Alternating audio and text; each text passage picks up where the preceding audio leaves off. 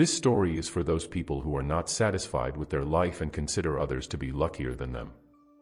To understand the moral of the story, watch till the end. Once upon a time, a raven was very unhappy with his life. One day he started crying while sitting on a branch of a tree. A monk was sitting under the tree, and just then a drop of the raven's tear fell on the monk's cheek. The monk raised his head and saw that a raven was crying. Then the monk asked him, "What's the matter, my friend? Why are you crying?" The raven said, "Oh, wise one, I am very unlucky and upset with my life. No one loves me or cares for me. People shoo me away in disgrace, no one gives me anything to eat, and everyone hates me. Death is always better than such a life." After hearing all Raven's words, the monk's heart was filled with compassion. He said to the raven, "My friend, we should learn to be happy in whatever condition we are in." But the raven did not understand the wisdom of the monk and kept on crying. Then the monk said, "Don't be upset, tell me, what do you want to be? I can make you that with my mantra." Raven became happy and said, "Oh blessed one, if you want to do me a favor, then please make me swan." Then the monk said, "Okay, I will make you swan. But first, go to a swan and ask him whether he is happy with his life or not. Now you go and find out, till then I wait for you here." The raven happily flew away to meet a swan. He saw a swan swimming in a pond. He went to the swan and said, "How beautiful you are! You are as white as milk. Everyone loves you and you must be the happiest bird in the world." The swan said to the raven with a sad heart, "No, my friend, I am not happy. There are so many beautiful colors in the world, but I don't have any color. White is a nothing color.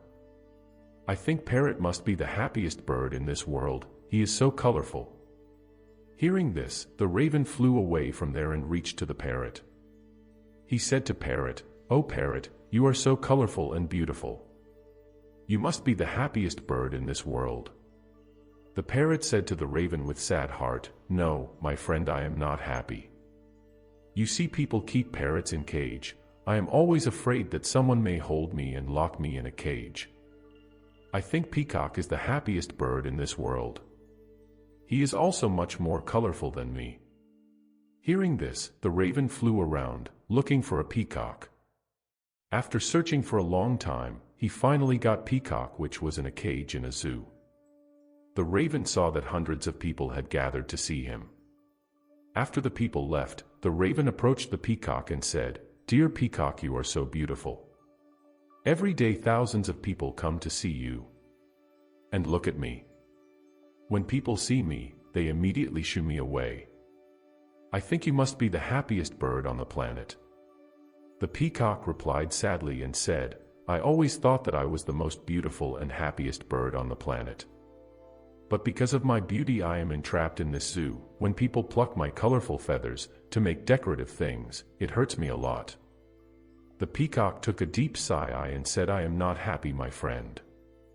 The raven was so surprised to hear this from the peacock, he asked him, "If you are not happy, then whom do you think is the happiest bird in the world?" The peacock said, "I have examined the zoo very carefully and I have realized that you, the raven, are the only bird not kept in the cage. People don't try to catch you and entrap you in the cages. So for the past few days, I have been thinking that if I were a raven, even I could happily roam everywhere and I would be free." After hearing this, the raven flew away from there, and today for the first time he was feeling so happy to be a raven. He came back to the siege and said, "Oh wise one, I don't want to be anything else. I am fine what I am." If we notice, in our lives we will find that we are also facing the problem too. We make unnecessary comparison with others and then become sad and curse ourselves. We don't value what we have, and this all leads to vicious cycles of all unhappiness. You have to understand that our suffering comes from craving and desire. You should learn to be happy in what you have, instead of looking at what you don't have. There will always be someone who will have more or less than you have. You don't have to wipe away your passions and desires. Instead of that, you just have to control them rather than to have them control you. If you keep comparing yourself to others, you will never find happiness. A person who is satisfied with what he or she has is the happiest person in the world.